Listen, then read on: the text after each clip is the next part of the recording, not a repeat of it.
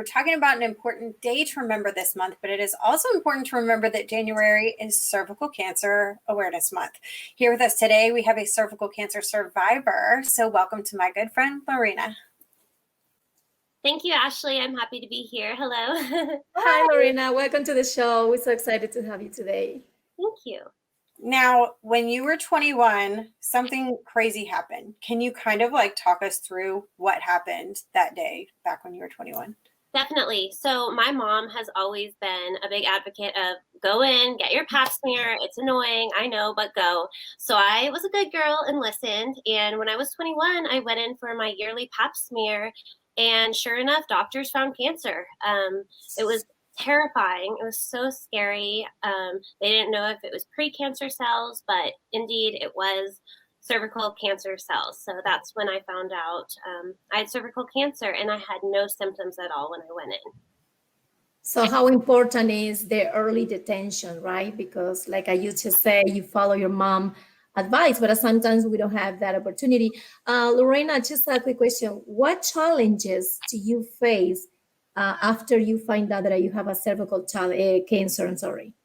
So it was really scary. I had to do a hysterectomy. So doctors took out my cervix and my uterus, which means in order to have kids, I, would have to take out my eggs and make embryos. And obviously I couldn't carry with no uterus. So I'm 31 now. So, my cancer was 10 years ago. Since then, I've faced all those obstacles head on. I started my egg retrieval process 2 years ago.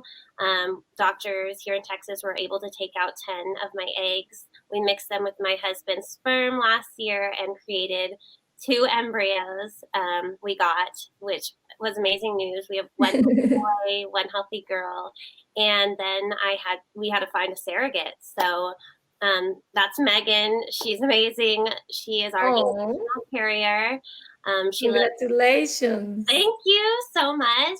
She lives 2 hours away from us. She's a 5th grade teacher, married with 2 children, and she's our earth angel. Very lucky to have her. Yes, she's an angel, and we've seen some pictures right there. And I believe the steps that you have to take one at a time, right, is a challenge also. Can you just explain the experience about the surrogate mother, like how that works? So as far as her and I's relationship? Yes, like how that works. Okay, so everybody wants a different relationship with their carrier or intended parents. That's what me and my husband are. We wanted the same thing. We wanted a friendship, and that's just what we got. Okay. So over this time, we've been able to bond and become friends. And her husband, her kids, they are family to us now. We'll have them in our lives. I mean, forever. I'm excited to invite them to birthday parties and let them be a part of our child's life. So happy for you. And somebody that has been constant just now in you telling us the story and in those photos is your wonderful hubby, Thomas. Mm-hmm. I know firsthand because I was there. Y'all have an amazing story of how you met. So can you tell us about how you guys met? Sure. So Thomas and I were both in Vegas at the same time. We were both having fun. We were both with our friends. We weren't expecting to run into the love of our lives, but I was out with my girls and I met him, and he's absolutely wonderful. He's a Texas gentleman. He's just so kind. He's everything that I've ever wanted in a hubby, and I just feel blessed to have him. And he is so on board with all of my surrogacy, journey and all of that. He's just been the best partner ever. I love it. That's a beautiful picture. I love that, Kevin. Is that you guys build it together? So yeah, Thomas is a hunter.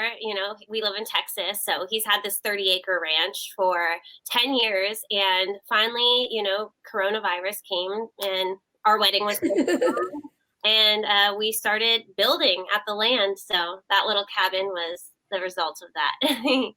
I love it. And in the spirit of this month of cervical cancer awareness, do you have any advice for younger girls, either before or after they've been diagnosed? Definitely stay on top of your pap smears, please. Even with COVID happening, still go into the doctor. If doctors say, you're fine to wait 5 years, you can still go in every single year and say, I want one. So I would definitely recommend staying on top of that. If you are diagnosed, try not to let your body get stressed out. That's the most important thing, is stay positive, and you can overcome it. Well, that's great advice. Thank you so much, Lorraine, for your testimony today. Thank you, and congratulations. Thank you so much.